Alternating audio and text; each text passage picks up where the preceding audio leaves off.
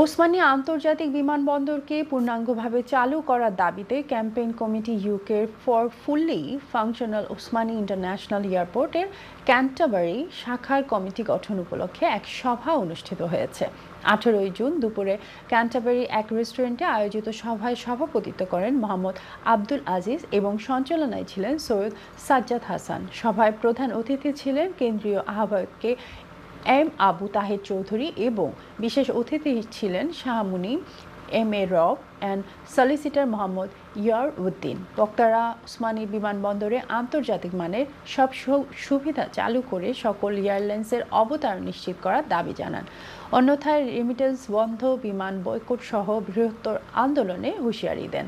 সভা শেষে 19টি সদস্য বিশিষ্ট ক্যান্টারবারি শাখা কমিটি গঠন করা হয়।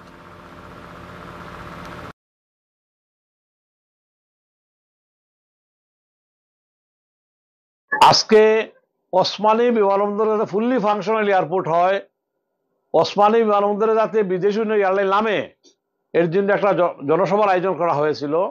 এই জনসভা ঘোষণা দেওয়া হয়েছে, সিদ্ধান্ত হয়েছে দীর্ঘ 23 বছর ধরে সিলেটবাসীরা বৈষম্যের শিকার। ওসমানী বিমানবন্দরকে ফুললি ফাংশনাল এয়ারপোর্ট করা হচ্ছে না।